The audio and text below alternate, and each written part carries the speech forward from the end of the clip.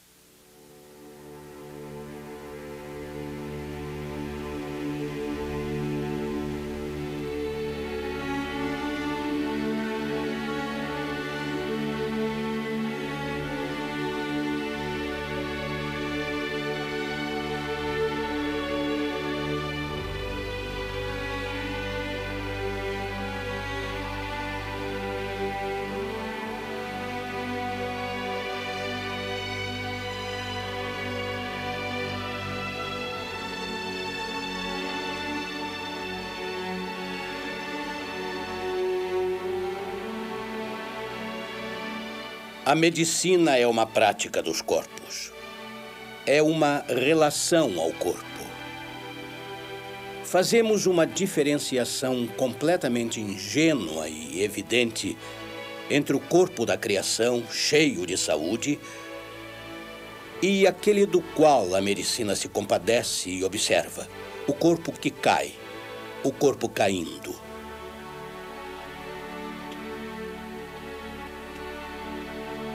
Nesses corpos que caem, existe o corpo que sofre, o corpo que às vezes uiva de dor, o corpo agonizante à beira da morte.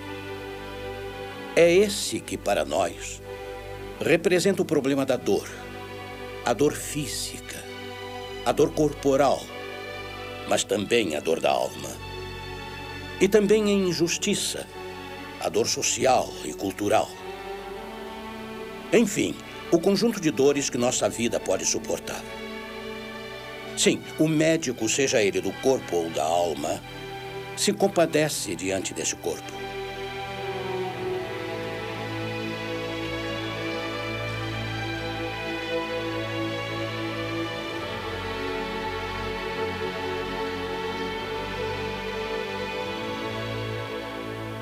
Seja na mais alta antiguidade grega, na China ou no Japão, nas Ilhas Hébridas, nas civilizações desaparecidas como os Incas e os Astecas, seja qual for a tribo, o coletivo, o desenvolvimento da nação ou do império e seu poder, sempre houve alguém encarregado da cura, dos cuidados, do que nós chamamos há pouco do problema da dor.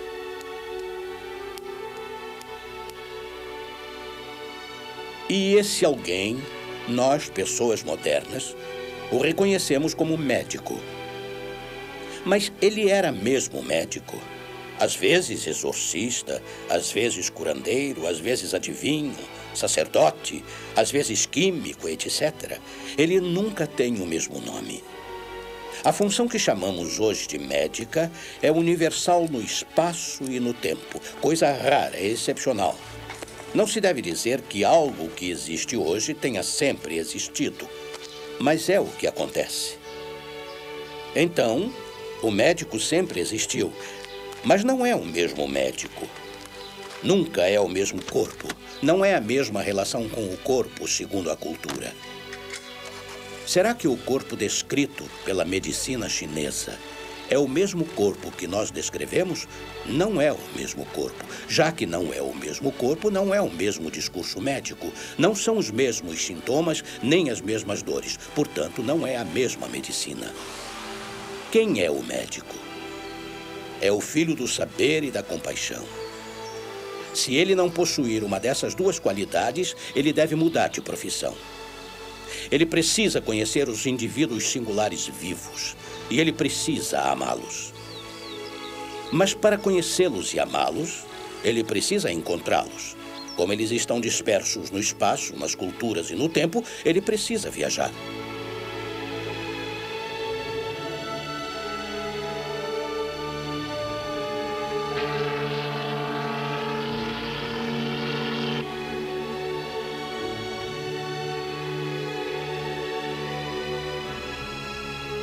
Alexandre Yersin, já no século XIX, é o que poderíamos chamar de médico sem fronteiras ou médico do mundo.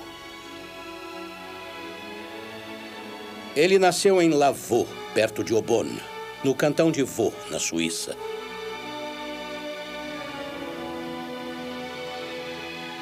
Trabalhou no Instituto Pasteur. Lá ele encontrou um grande homem.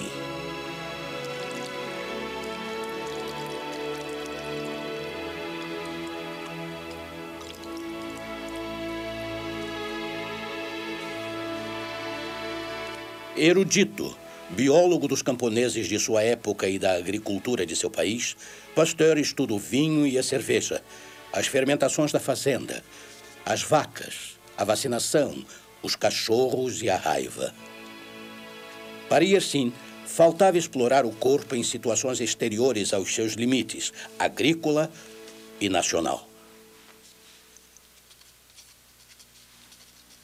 Eu pedirei uma licença de 1 ano ao Sr. Pasteur a partir deste outono e procurarei um emprego de médico auxiliar em alguma empresa de correio marítimo, com um salário de 200 francos por mês e, além do mais, casa e comida.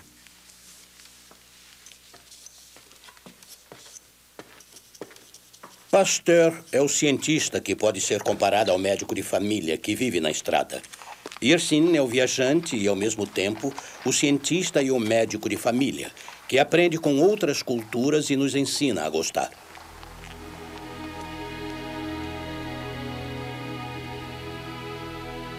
Apesar de ser em lugares diferentes, os dois viajam para e dentro do corpo humano.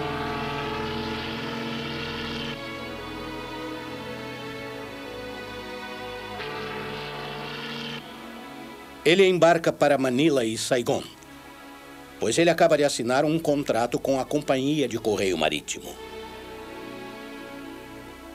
Sempre sonhei em descobrir o mundo, em explorar. Quando somos jovens, nada nos parece impossível. Imaginamos sempre que viveremos coisas incríveis.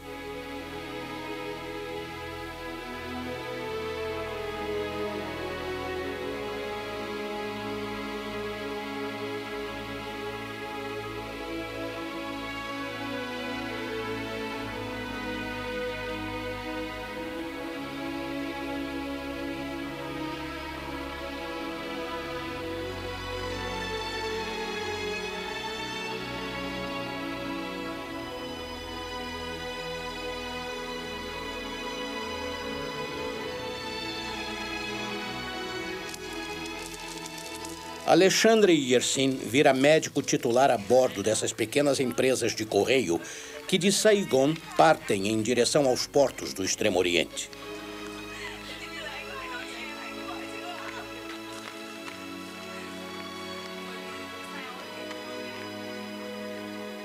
As escalas duram 10 dias. Todos os dias ele anota as suas impressões em seu diário. Em suas horas de folga, aprende a falar o anamita e o português.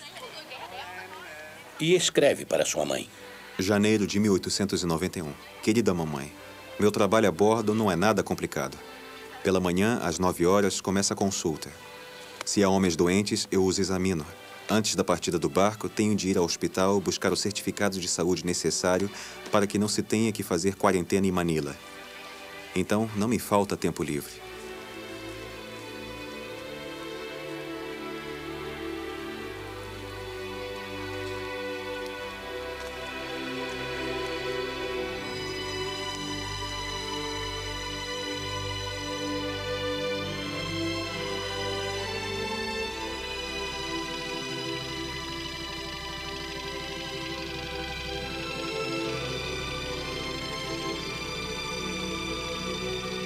Você me pergunta se estou tomando gosto pela prática médica ou não.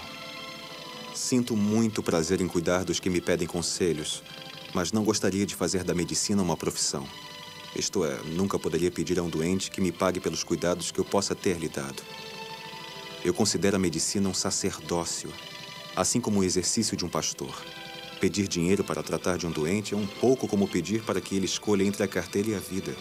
Essas são ideias que, eu sei, não são compartilhadas por todos os meus colegas, mas são as minhas e acho que teria muita dificuldade em abandoná-las.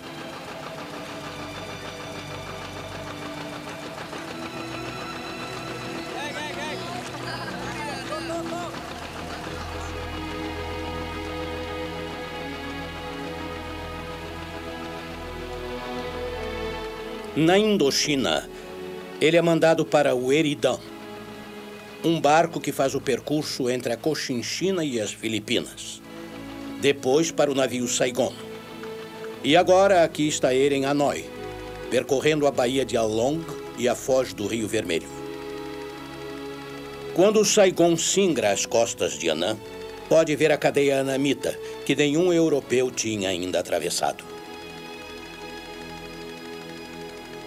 E assim o fará. Então, os pequenos barcos de correio continuarão a fazer os mesmos percursos, só que sem o médico francês.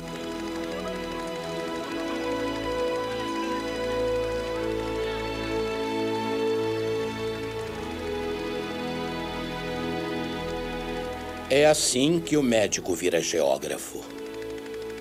Pois Yersin partiu em direção a uma região pouco conhecida, em algum lugar entre a costa de Annam e o Mekong.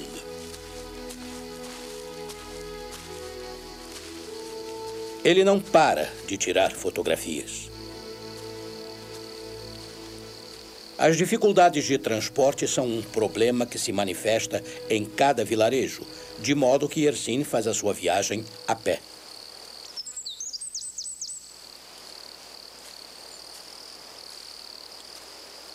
Ele chega ao platô de Lang Biang. Ele faz o levantamento topográfico das vias de acesso em direção a Cochinchina, Annam e Camboja.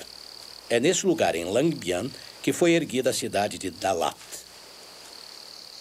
Minha impressão foi forte quando, ao sair da floresta de pinheiros, cheguei à beira desse vasto platô nu e acidentado, dominado pelo triplo pico de Lang Biang. Essas ondulações me lembravam um mar atormentado por um enorme vagalhão. O frescor do ar me fez esquecer o cansaço e me lembro da alegria que eu senti em correr como um jovem colegial subindo e descendo as colinas verdes a toda velocidade. Eu tinha a impressão de estar em um chalé suíço, na montanha, e de ouvir os sininhos das vacas voltando do pasto. No dia 14 de maio de 1892, Yersin embarca em um rio sinuoso de 50 metros de largura aproximadamente.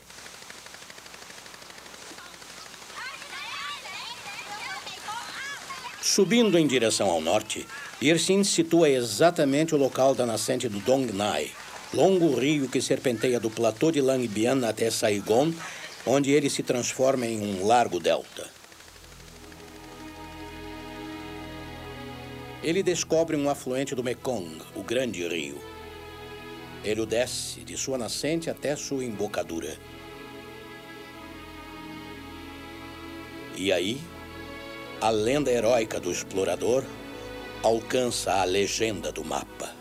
A partir de então, pode-se, graças a ele, ligar nesse mapa a costa de Annam ao rio Mekong.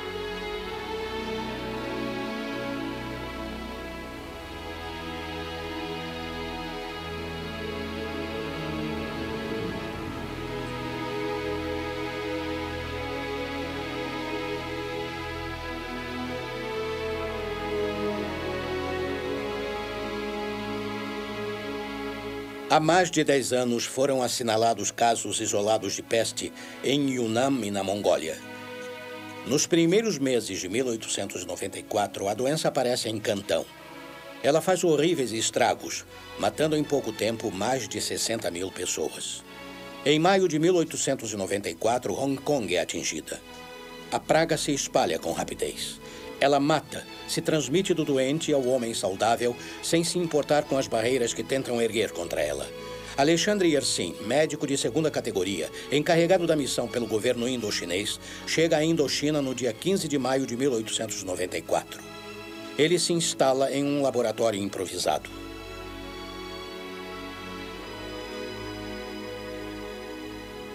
É desta casa de palha que saiu uma das maiores descobertas da bacteriologia moderna. Aqui ele descobre o bacilo da peste.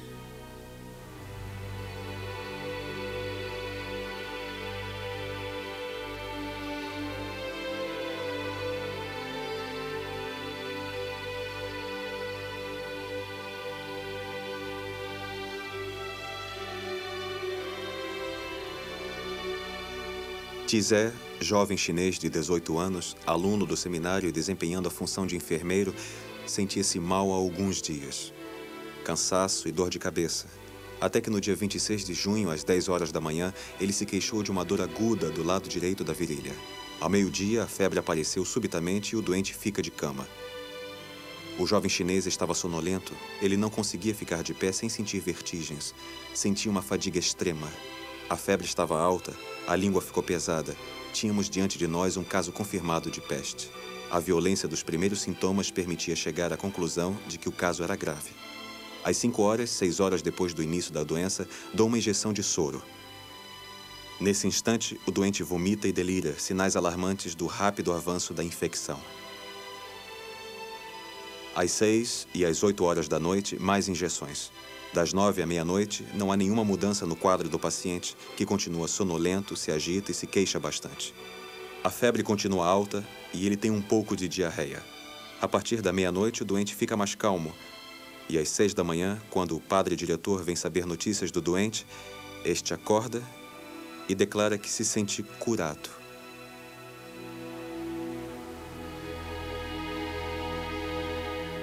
A cura foi tão rápida que, se várias outras pessoas autorizadas não tivessem visto como eu, o paciente, na véspera, eu teria quase chegado a duvidar que tivesse tratado um caso de peste.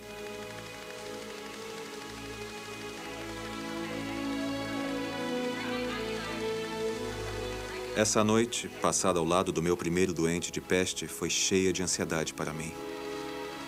Mas, na manhã seguinte, quando o dia chegou junto com o sucesso, tudo foi esquecido, até mesmo o cansaço.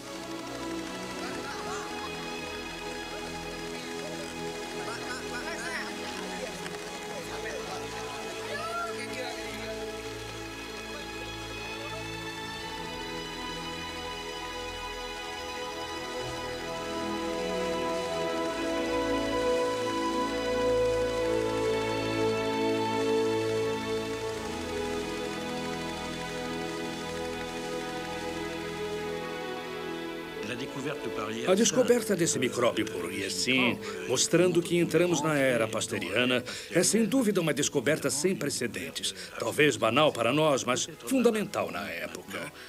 Quando uma epidemia atingia uma cidade ou aldeia bruscamente e destruía em alguns dias 1/4, 1/3 ou a metade da população, quando na mesma semana desapareciam de 2 a 3 gerações, quando atingiam a mortalidade espantosa, que era morrer da peste pulmonar em 3 dias, morrer em uma semana da peste bubônica, tudo isso queria dizer que as pessoas morriam sozinhas. Eram, depois disso, enterradas em covas, cavadas apressadamente, transportadas nuas em carroças. Não havia mortalhas nem caixões. Jogavam tudo nas covas e elas eram cobertas rapidamente.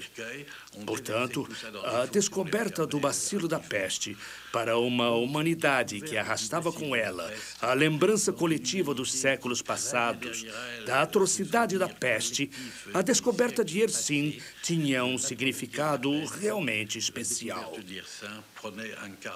Ela desmitificava a peste, mas ele fez uma segunda descoberta, tão fundamental quanto a do bacilo responsável. Mostrou que a peste não é uma doença do homem, mas uma doença dos roedores. Que a peste humana vem da peste murina. Isto terá consequências tão importantes quanto a descoberta do bacilo, porque será possível lutar contra os roedores e, durante anos, enquanto a peste se espalha pela via marítima no mundo todo, vai começar a luta contra esses roedores, esses caixeiros viajantes da peste.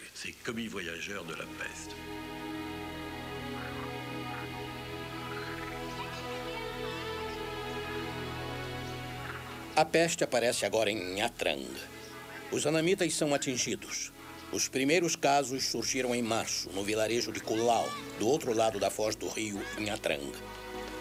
Os habitantes venderam porcos aos marinheiros de vários juncos chineses durante sua escala na costa de Annan, a caminho de Singapura. Um pescador morre subitamente, com um pequeno bulbo inguinal e alguns gânglios femorais. Yersin encontra novamente o seu vacilo. Rapidamente, outros casos surgem no vilarejo, ganhando as casas, uma após a outra, como uma mancha de óleo. No dia 5 de setembro, diante do avanço persistente da peste, na parte até então poupada da aldeia, Yersin toma uma decisão radical.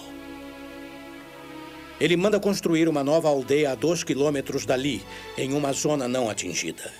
Na manhã do dia 15 de setembro, ele ordena a evacuação completa de todas as casas do vilarejo de Nha-Trang, que são imediatamente queimadas.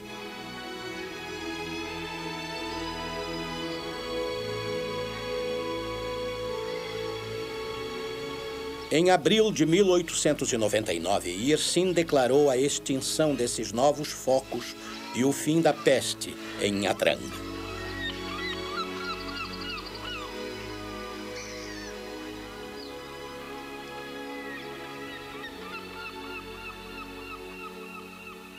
A peste agora ataca os rebanhos da Indochina. Durante a sua travessia pelas aldeias, Yersin observa a mortalidade do gado. A morte ocorre entre 1 e 6 dias. Na autópsia de vários búfalos, Yersin constata as mesmas lesões: intestinos congestionados, pulmões com enfisema. A continuação do trabalho já está traçada. Isolar o agente responsável por essa mortalidade, preparar um soro terapêutico e uma vacina protetora. Yersin improvisa, cria um laboratório, manda trazer animais, cobaias, coelhos, búfalos e vacas.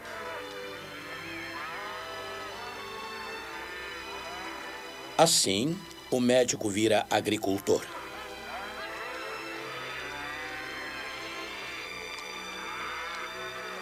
Yersin se lembra das pastagens nos Alpes de sua infância e manda trazer da Suíça caixas de sinetas, como tinha o gado de seu país, que aqui servem para espantar os tigres. Desde que nossas vacas carregam sinos, o tigre não as ataca tanto e parece preferir nossos cavalos.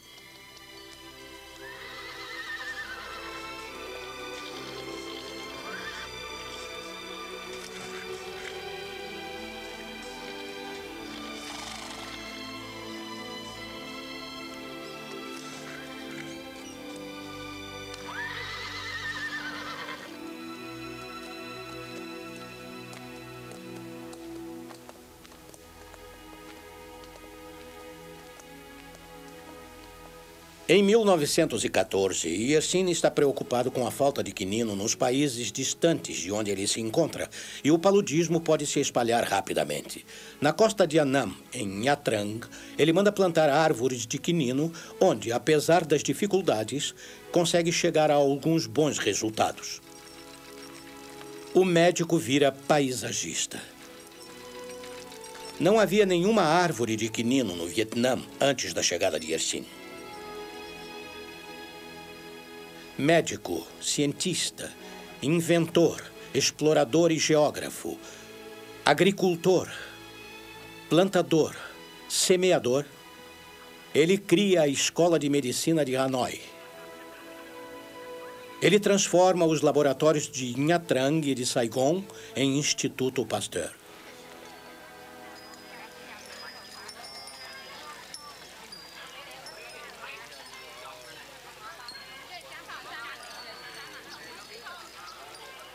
As vacinas, os soros dados por Yersin são centenas de milhares.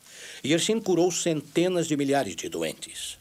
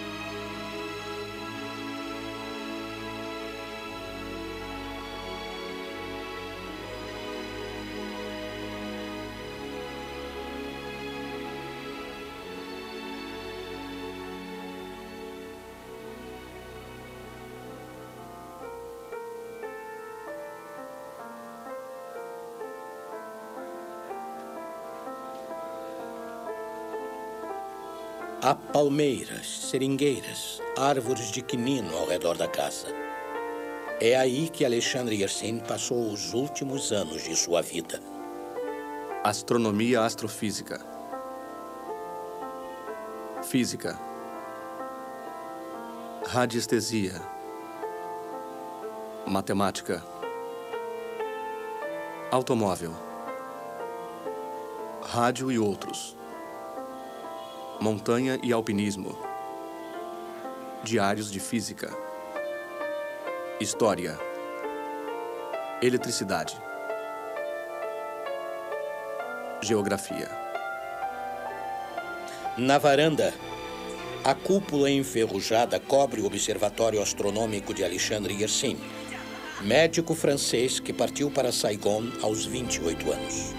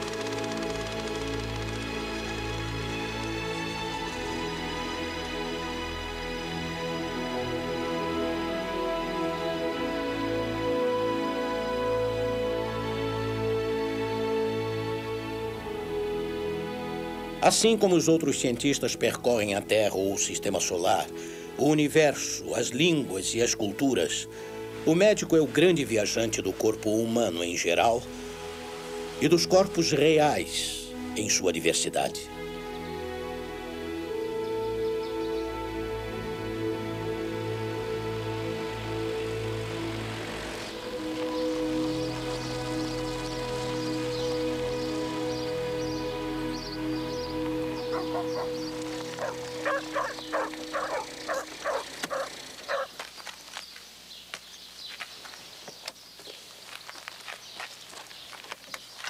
O corpo é uma paisagem singular, insubstituível e inconstante. Ninguém nunca poderá identificar-se com as suas formas. Mas a experiência e o conhecimento das variações corporais, paisagísticas e muitas vezes colossais, o médico os adquire graças a uma longa viagem através da ciência, mas também através do corpo social, do espaço, dos climas, do tempo e em circunstâncias das mais variadas. Então, a vida do médico do campo dá o melhor exemplo ou a melhor legenda para se conhecer realmente a aventura médica em direção ao indivíduo que sofre e seu mundo físico e social particular. Seja a criança vacinada contra a raiva, seja o pastor anamita, ou o lavrador de chapéu cônico na água morna do arrozal, o outro, que é o próximo sem distinção, sempre será a paixão do médico, o objetivo de sua viagem científica e da cura ao final da sua compaixão.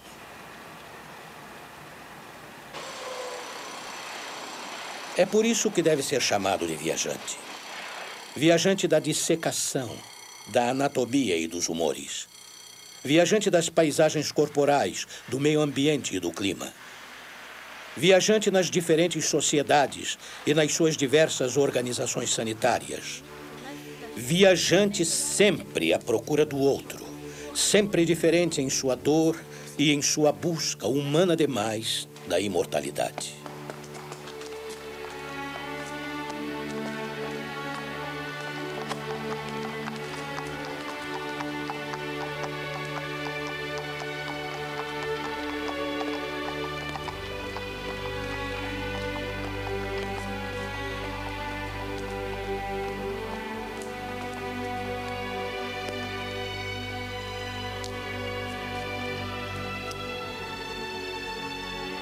Laennec, por sua vez, viaja sem se locomover. Laennec é a observação que salva a teoria. Pois se alguém diversificou até a exaustão as descrições singulares das doenças dos pulmões e da pleura, este alguém foi o inventor do estetoscópio. Se a viagem do médico de família o faz deslocar em uma paisagem local, se a viagem de Yersin faz com que ele atravesse o mar e as 1000 barreiras das línguas, a de Laennec percorre os múltiplos chamados e os diversos sinais do tórax e do abdômen.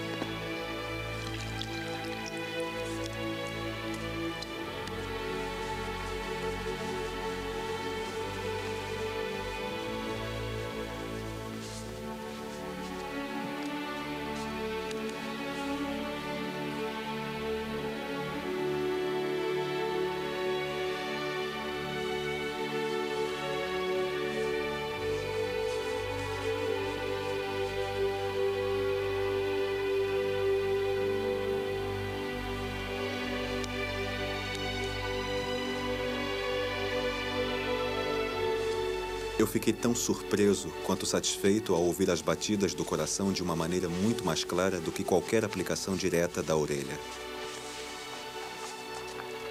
Imediatamente, eu supus que esse meio poderia se tornar um método útil e aplicável, não só ao estudo dos batimentos cardíacos, mas também ao estudo de qualquer movimento que produzisse barulho na cavidade do peito e, consequentemente, à exploração da respiração, da voz, do estertor e talvez até da flutuação de um líquido difundido nas pleuras ou no pericárdio.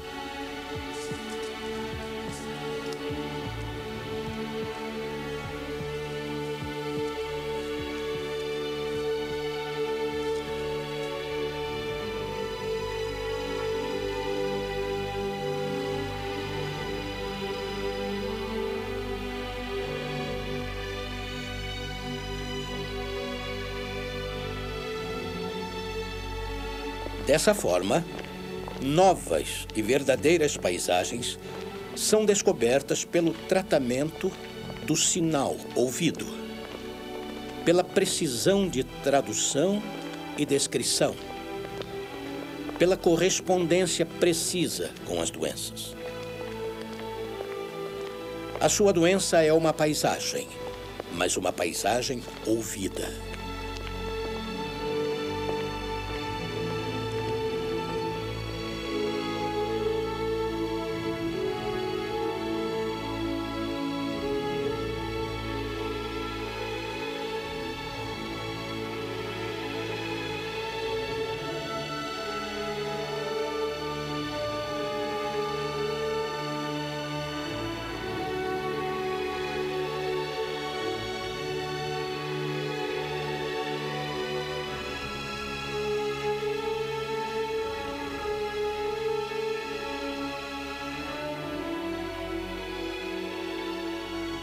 Diferente dos barulhos de sopro e de ralador, o barulho de couro, comparável ao de um cavaleiro sentado em uma sela nova, acompanha apenas a contração dos ventrículos. Esse barulho se deve ao atrito exercido pelas folhas do pericárdio no instante em que o coração se expande, isto é, quando os ventrículos se contraem. Isto prova que a membrana do pericárdio, em geral serosa, ficou rugosa e desigual, por causa de uma inflamação.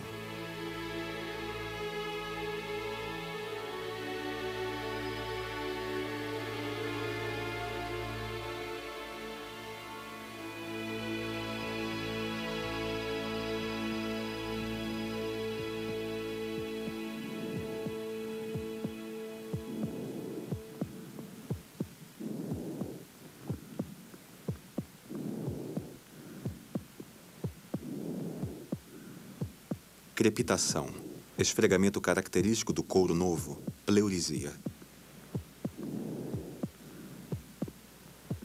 Papel fino amarrotado, pneumonia.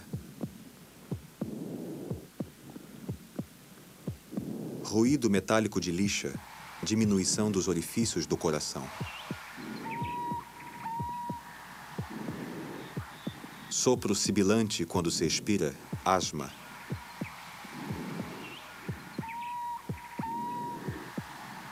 Estertor úmido ou crepitação, peripneumonia, edema e hemoptise.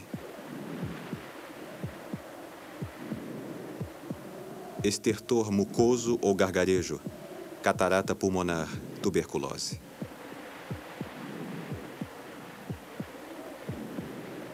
Estertor sibilante seco ou assobio, enfisema.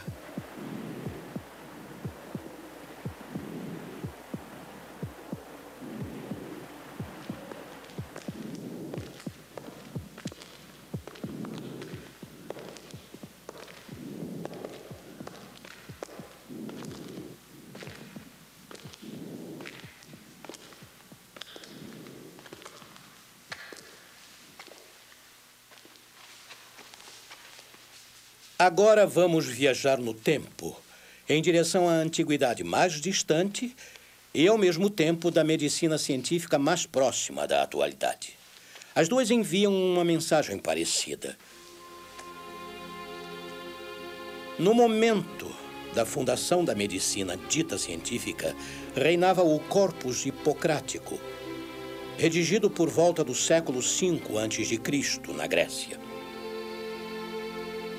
Grande viajante na Grécia e Ásia Menor, dizem que Hipócrates foi o primeiro a recomendar a audaciosa viagem de exploração do corpo através da dissecação de animais, antes que se tenha a outra audácia, a de abrir cadáveres.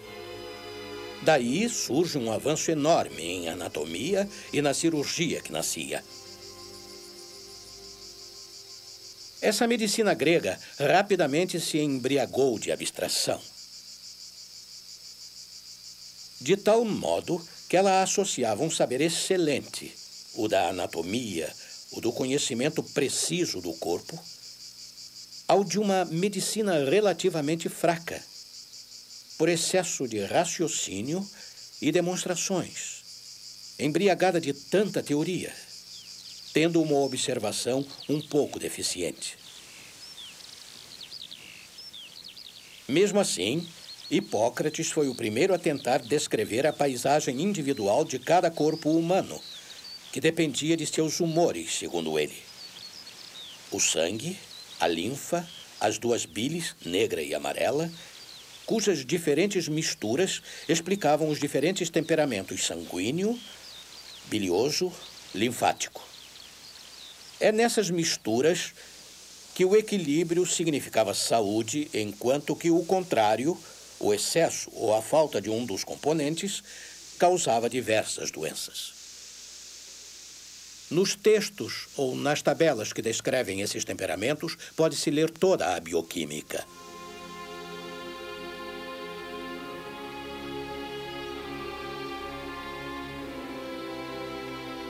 Primeira paisagem: o corpo aberto e explorado. Segunda paisagem: a mistura dos humores, suas tabelas e seus títulos. A terceira é descrita no famoso tratado sobre os ares, as águas e os lugares, que coloca todas as questões relacionadas ao meio ambiente físico.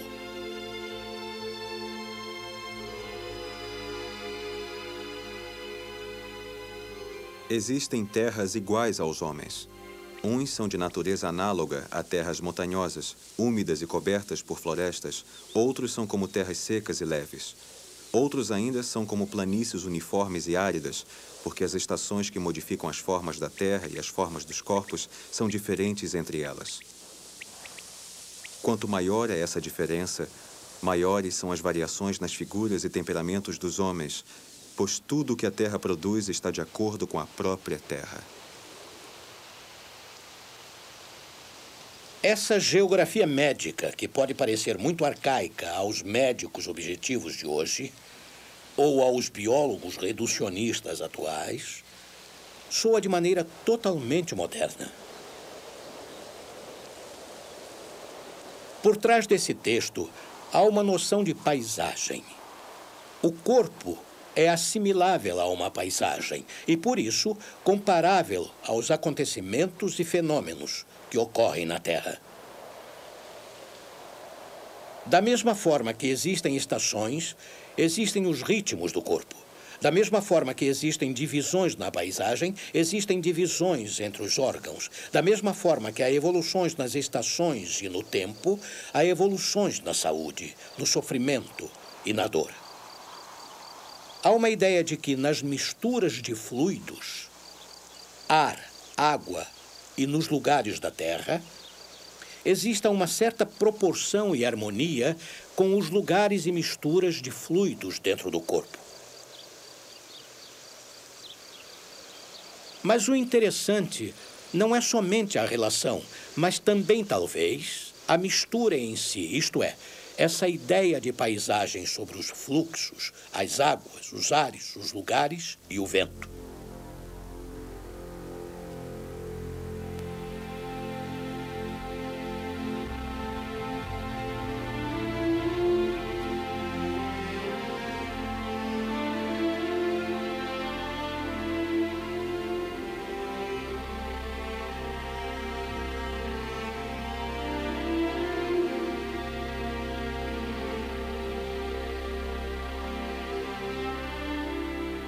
Eis o atual manual de anatomia. Ele mostra uma harmonia magnífica entre o conhecimento e a prática. À direita, na antiga página branca, lê-se o esquema de antigamente, coberto de órgãos desenhados com limites muito precisos, para que o bisturi do cirurgião aprenda a cortá-los habilmente. À esquerda, filha da radiografia, a ressonância magnética nuclear reproduz o mesmo local, mas escaneado diretamente de um indivíduo, que poderia ser chamado pelo seu nome e sobrenome, não fosse a proteção do anonimato, onde o detalhe luxuoso apaga as fronteiras e multiplica a diversidade. Rede admirável em uma paisagem densa. Sim, esse pulmão ou essa anca, esse pequeno neurônio, onde há receptores em abundância, pertencem a esta ou àquela pessoa, enquanto que os antigos esquemas imitavam os modelos formais e lisos dos antigos sistemas científicos. Sim, nossa medicina cura, e cura há meio século. Ela o deve à ciência e às ciências. Mas os maiores sucessos, os que nós vimos, tomam apoio em decisões coletivas e, ao fim, em decisões políticas. Sim, o médico se apoia em organismos de saúde pública, sem os quais o seu combate, isolado demais, estaria fadado ao fracasso.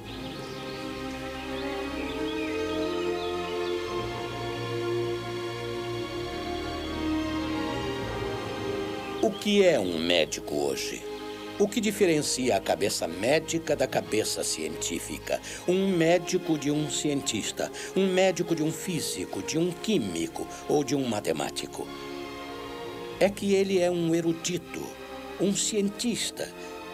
Mas ele é mais do que isso.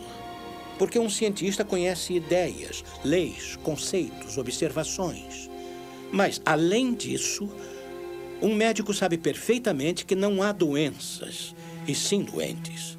Seja qual for o seu saber, a doença de um homem ou uma mulher, de um idoso ou uma criança, não pode ser a mesma de jeito nenhum.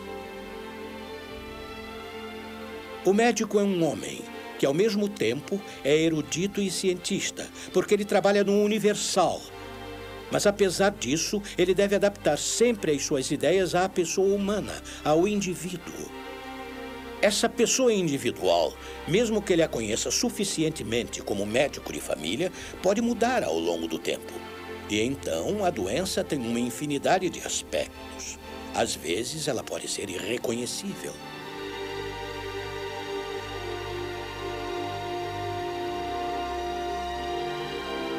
Consequentemente, o médico tem de reconhecer as leis, isto é, os conceitos gerais, como qualquer cientista.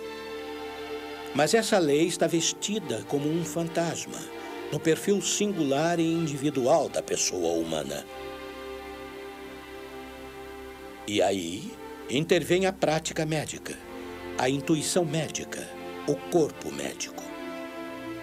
Não somente a cabeça, mas o corpo médico. Um doente não tem o mesmo cheiro que outro doente. Não transpira do mesmo jeito. Não tem o mesmo brilho nos olhos. Portanto, um médico tem de ver, sentir, ter o gosto, o tato, o ouvido e deve adaptar-se de maneira totalmente precisa à individualidade singular daquele sobre o qual se debruça.